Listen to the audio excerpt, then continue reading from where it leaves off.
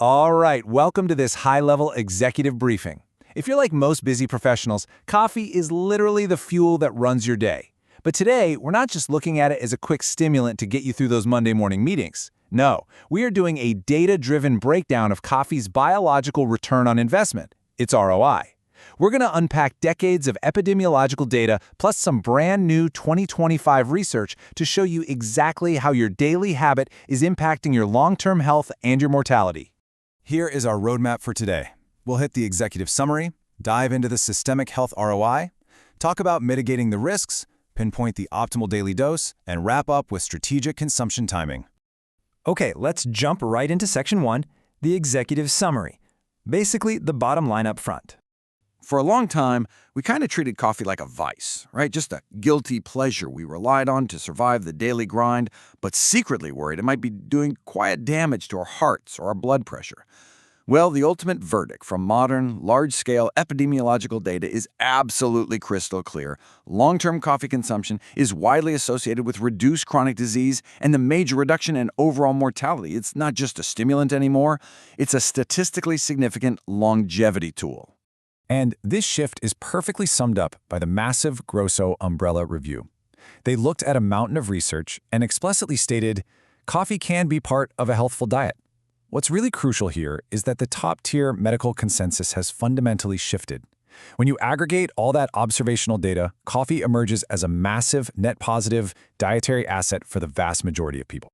Moving on to Section 2, Systemic Health ROI, or your body's performance metrics. So where is this biological ROI actually coming from? Well, it's not just the caffeine buzz. It's all about the phytochemicals. We're talking plant-derived compounds, things like chlorogenic acids, diterpenes, and melanoidins. You can think of these as your body's cellular defense mechanisms.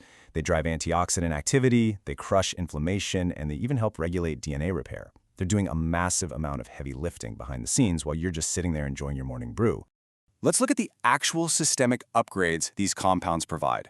For your liver, coffee is highly hepatoprotective, meaning it actively protects liver tissue, improves enzymes, and decreases fibrosis. Metabolically, it's a total powerhouse. It reduces fasting glucose and increases insulin sensitivity. On the cardiovascular front, it actually reduces the susceptibility of LDL cholesterol to oxidation, which is a key step in preventing atherosclerosis. And neurologically, the caffeine itself acts as an adenosine receptor antagonist. That's really just a fancy way of saying it blocks your brain's fatigue signals, which triggers a cascade that is remarkably neuroprotective. It's a full system optimization. All right, Section 3, mitigating the risks. We need to separate the signal from the noise. A smart strategy always requires risk management. So we have to draw a hard line between true biological risks and mere statistical noise. Yes, there are genuine risks. The data is very clear that high caffeine intake during pregnancy is a genuine risk factor, as caffeine crosses the placental barrier and can lead to outcomes like low birth weight. But then you have the statistical noise. You've probably seen scary headlines linking coffee to lung or gastric cancers. But when researchers actually adjust the data, they find these are heavily confounded by smoking habits. Historically, people who drank a lot of coffee also tended to smoke. Once you remove tobacco use from the equation, those cancer risks completely disappear. We also have to factor in bio-individuality. Your personal ROI might vary based on your genetics. Specifically, it comes down to the cytochrome P450-1A2 enzyme. Genetic polymorphisms here mean that some people are incredibly fast metabolizers of caffeine, while others are noticeably slow metabolizers. For those slow metabolizers, excessive caffeine might hang around in the system longer and present a slightly different cardiovascular risk profile. So, paying attention to your own body's response is still a really crucial part of this protocol. Which brings us to Section 4, the optimal daily dose. Let's look at the metrics. 4 to 5? Honestly, that is the golden number. This is validated right here by that Grosso Umbrella Review we mentioned earlier. They found that the dose-response effect was linear, with the lowest risk reached at about 4 to 5 cups a day. For a busy professional, this is incredibly reassuring, right? It means you don't have to restrict yourself to a tiny thimble of coffee to be healthy. Up to 5 cups a day is not only safe for the average non-pregnant adult, it's actually the mathematically optimal target for reducing your risk of chronic disease. Finally, Section 5, Strategic Consumption Timing. This is where we find the real alpha.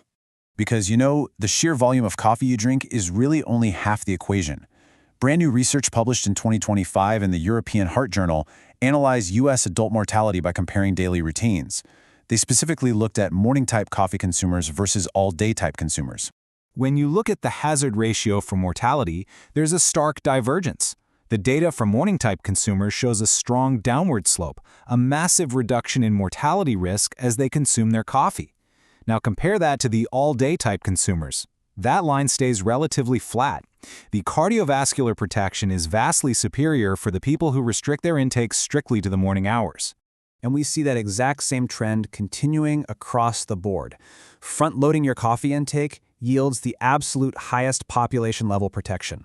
Researchers suggest this ties deeply into our chronobiology and our circadian rhythms. By sipping coffee all day long, you are likely disrupting your metabolic clocks and your sleep architecture, which effectively dilutes or even cancels out all those incredible physiological benefits of the phytochemicals we talked about. So let's lock in your final strategic protocol. First, timing matters just as much as volume. Second, if you want to maximize your mortality reduction and cardiovascular health, confine your intake to the morning. And third, recognize that the common executive habit of all-day sipping is actively diluting your biological return on investment.